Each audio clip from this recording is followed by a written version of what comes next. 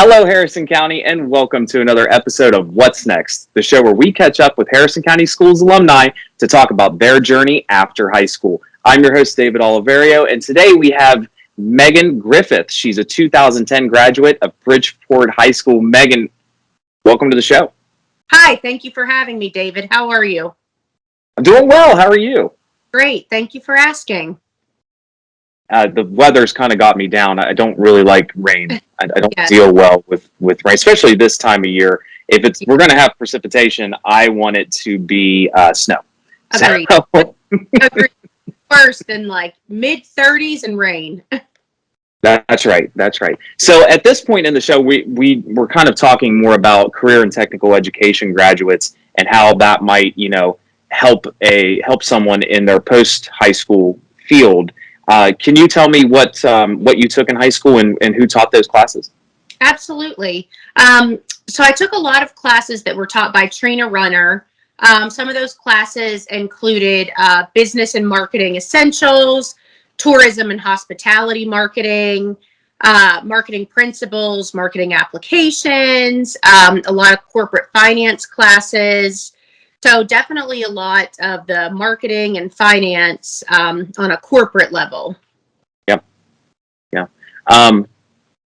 I, of course, am the communication specialist for Harrison County Schools, so I appreciate, what all entails with marketing and, of course, communications, and how that can, how those classes can actually help you out in a lot more fields other than just straight marketing. Whether you're trying to market a product or learning how to market yourself to a job field. Did you transition into a four-year college, or did you take a different route? Yes. So after I graduated high school, so I originally went to a specialty school in Charlotte, North Carolina called Johnson & Wales. From there, I was there for a couple years. I majored in sports entertainment and event marketing. Okay. So strictly took the classes that I learned in high school. Kind of soon realized that wasn't quite for me. Transferred back home to WVU, and I ended up graduating from WVU in 2014 with an international relations degree. International relations. Yes. What is it? If you entertain me here, what does that entail? Yeah. So with that, I did study abroad in Mexico, which was a really cool experience. Yeah. A lot of classes in development, different global economics classes, some Spanish classes, different business classes, and kind of the same type of stuff in high school. Some marketing stuff more on a global level, some economic stuff. Again, everything that we did was more on a global scale rather than just a local or national scale. Yeah, absolutely. And what is it that you do now? I am currently a corporate travel agent. So right now I'm actually on maternity leave, expecting a baby boy here in a couple weeks. So my husband and I are very excited. Congratulations. Thank you. Is this your first? As a corporate travel agent, a company called Travel Leaders. So I am based out of Raleigh, North Carolina, and I work from home in my office here in Bridgeport, West Virginia. So corporate travel agent. So you first started off wanting to work in sports. Correct. And I know, I have a background in sports. I worked at the collegiate level for 10 years. Basically doing almost what I do now in marketing and communications, just with teams rather than schools. So I have a lot of appreciation, and I've seen a lot of people go into that field, thinking it's one thing, and then just realizing that it's not what you think that it is. Yes. And the pay might not be what you think it should be. With that, so I appreciate that. But your job now, that's pretty awesome. Can you divulge, what companies you work with, or is that, under lock and key? So I work with a lot of government accounts. In my career, I have worked on some big accounts, such as the FEMA account, where we deploy government officials to disaster sites if there's a hurricane, tornado, flooding, something like that. Oh, wow. a lot on the U.S. courts account, where we send different judicial members to pretty high profile cases across the country. So not a lot of leisure. Yes, no leisure. No trips to Disney World for you, right? No. And then I've also worked more locally with WVU Medicine, where we send different doctors and physicians here to Morgantown for interviews. I've worked with West Virginia DHHR, where we move children into foster care. So I've kind of done a little bit of everything. Wow. So how did you get into this type of work?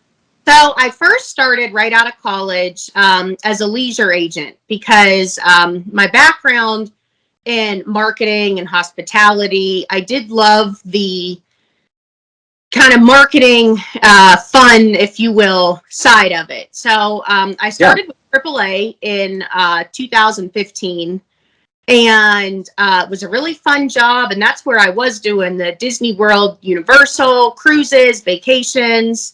And it was a lot of fun. I would have local events where I would meet clients at breweries or local places and just kind of promote myself and different trips that I was selling. And it was a very fun job, but kind of realized not too far into it that commission wasn't fairly my thing. And I kind of wanted more. Well, it's, when times are good, when economic times are good, then you're booming.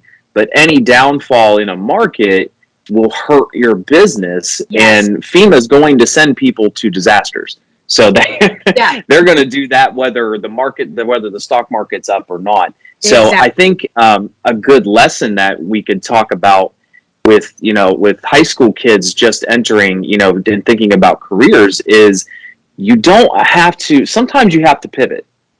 And you need to have that in the back of your head that I might not like what I'm going to school for, and I went to school, I have a master's in sports management, and that's what I wanted to do. And that's, I did that and then realized, what, I'm burnt out. I don't want to do that. But skills that I've learned along the way led me to have actually a pretty easy transition into my current role. So, what skills did you learn along your journey that has kind of helped you out with what you're doing now?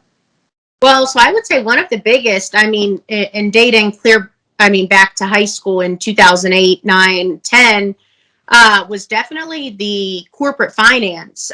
A lot of what I do now in my corporate role, I do have to manage different budget guidelines on all of our government accounts. We have to book certain airlines at certain times and certain contract carriers, and just kind of learning really how important, finance, and especially again on a corporate level, how important that is for a company. And also, obviously, while managing the various financial guidelines, you still have to make sure that your customers are happy. So finance was definitely a big one. And really, it has, in each of my career, different fields so far, it has been, something that I'm always dealing with, whether I'm booking, a trip to Disney World for a family, whether I'm, moving a child to foster care, or whether I'm,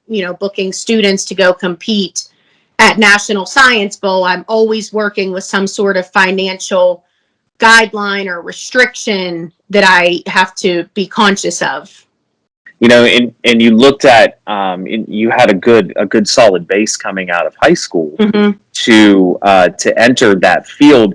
How did it, as we continue to talk to CTE people throughout the county, we're finding out that some of the skills that they learned in high school at these classes translated so well into the college experience that they were ahead of some of their classmates just by default, because they're like, oh man, I've seen this spreadsheet before. I know how to do this. Absolutely. And in Mrs. Runner's classes, again, going back to corporate finance specifically, not only did we learn how to manage money, but we also went into record and bookkeeping, identity theft protection, establishing company credit. So where, my classmates and colleagues may not have gone so far in depth in those specific fields, I kind of had that baseline. So I feel, I was definitely ahead of some other people just because of the, I guess, variety of topics covered in those classes as well. Yeah, no, and I can relate to that. And I'm not a CTE graduate myself, but I know I spent, 5 years after I graduated from my undergrad and worked and learned so much that when I went to grad school, it was stuff I'd already known. Mm-hmm. So when they were, teaching me, I know what this is, Right. and that just gives you such a good feeling that it's going to be okay. You're going to be fine. With the stressful world that we have now, anything that's going to help us out in the workforce and even in college is something that we really need to stress. And that's one of the reasons we're doing this type of show with What's Next, is to talk about, how our schools are preparing students for the future, whether it be college or the job force. Mm-hmm. Yeah, absolutely.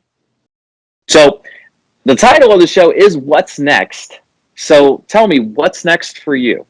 What are you going to do? Like, you have a baby coming up, or, are you, planning on continuing working where you're working, or do you see bigger things, or not bigger things, but do you see different things in your future? So what's next for you, Megan Griffith? So right now, I really don't know. I definitely like the field of travel. I could see myself staying on at a corporate government level.